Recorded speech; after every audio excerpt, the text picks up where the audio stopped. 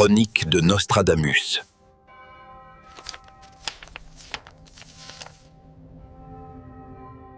Bonjour, gens des siècles à venir. Votre temps produit des merveilles étranges. Je suis Michel de Nostradamus. En la contrée glaciale d'Alaska, jadis ignorée des miens, se sont rencontrés deux grands seigneurs du monde présent. L'un est nommé Donald, chef du Nouveau Monde au-delà de l'océan Atlantique. L'autre est appelé Vladimir, grand prince de Moscovie et héritier de la Sainte Russie. Or, je m'émerveille grandement, car l'Alaska n'était point connue en mon époque. Et voilà qu'elle devient théâtre des rencontres des princes. Terre glacée, terre de brume et de silence. Elle n'était point inscrite aux cartes de mon siècle. C'est par vision seulement qu'elles m'apparaissent, comme une extrémité du monde où se trament de grands desseins. Je m'étonne aussi que vos princes portent nom si étrange à mes oreilles.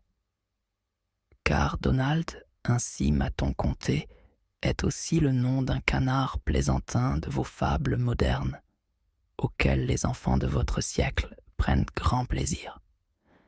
Et voilà que le chef du Nouveau Monde porte pareil nom, l'animal devenu prince. Mais l'autre, Vladimir, a pour nom celui du saint grand-duc qui fit baptiser l'antique Russie à Kiev, jadis capitale et mère des cités russes. Ainsi, voyez-vous un contraste merveilleux. D'un côté, un nom burlesque, de l'autre, un nom sacré. Or sachez, mes enfants, que la querelle qui embrase vos terres du septentrion n'est point née d'hier.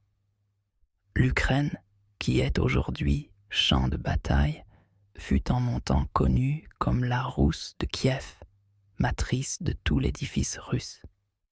C'est là que se fit jadis la conversion des peuples de l'Est au Christ, par le baptême en la rivière Borystène, que vous nommez Dniepr.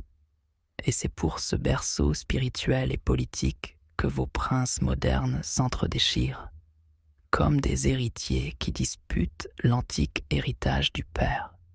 Le grand prince de Moscovie, gardien de l'orthodoxie, et du glaive de Russie, dit vouloir reprendre à lui cette Ukraine, qu'il appelle sa sœur rebelle. Mais les peuples d'Occident, menés par le chef Donald et les autres rois de l'Europe occidentale, s'y opposent, invoquant l'indépendance de cette contrée. Ainsi se fait la guerre de frères, que d'aucuns nomment déjà guerre de civilisation. Plus grand encore est mon étonnement quand j'apprends que la rencontre d'Alaska se fit le 15e jour d'août, en la solennité de la très sainte Vierge Marie, que l'Église honore en son Assomption glorieuse. Est-ce fortune aveugle ou bien signe divin? Car si la Reine des cieux a choisi telle date, c'est pour montrer qu'elle prend sous sa protection les deux peuples qui se rencontrent, celui de Russie, qui la vénère en icônes et cathédrales, et celui d'Amérique, qui la chante encore dans ses sanctuaires du Nouveau Monde. Le nouveau pape vient d'ailleurs de cette même région du monde.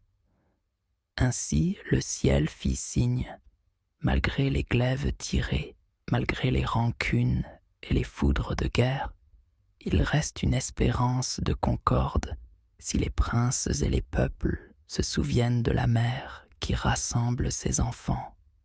Mais je vous dis encore, mes enfants, toute guerre qui divise un même sang, un même peuple, une même foi, ne saurait porter fruit que de larmes. Comme jadis les guerres de religion ensanglantèrent la France, ainsi la querelle d'Ukraine ensanglante aujourd'hui l'Europe du Nord. Et vous verrez encore merveille, car les princes ne cesseront d'éprouver leur force, tantôt par fer, tantôt par pacte. Et la rencontre en Alaska, lieu de glace et de brume, est signe que le nord du monde s'éveille, et que les routes polaires deviennent chemins de puissance.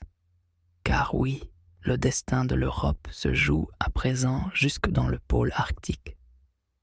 Comme je l'ai jadis écrit dans mes quatrains, 2 fois ce vaste territoire aura été divisé. 2 fois il sera reconstitué. Une première fois après la révolution bolchevique de 1917. Après de longues années de guerre civile, l'union fut réalisée le long du pôle arctique, comme je l'ai dit au quatrain 6-5. L'Union soviétique dura 73 ans et 7 mois, comme je l'ai indiqué dans mon épître à Henri II, et dans le quatrain 6-74. Puis vint une nouvelle division de la Sainte Russie. Mais j'ai vu que cette division ne sera que passagère, car ceux du pôle arctique seront unis ensemble.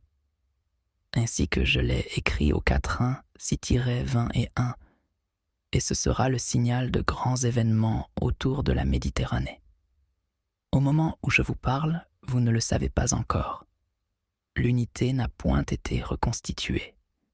Mais elle ne saurait tarder, car c'est le destin inéluctable de la Russie que d'unir le pôle arctique sous sa bannière.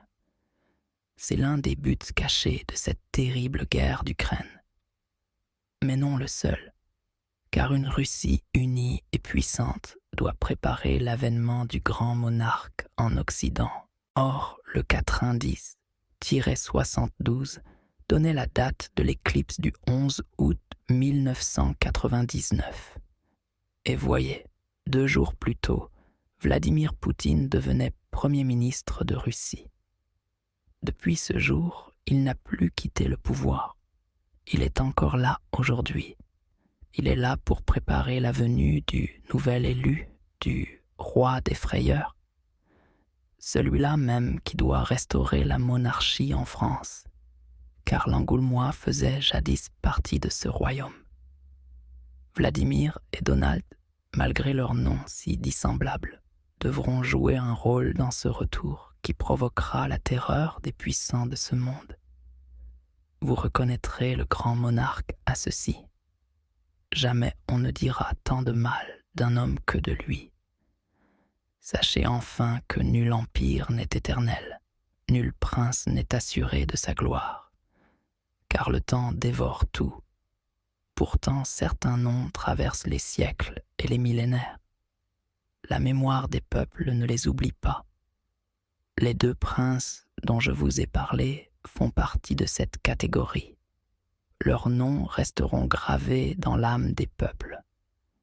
Il en sera de même de l'antique cité sainte de Kiev.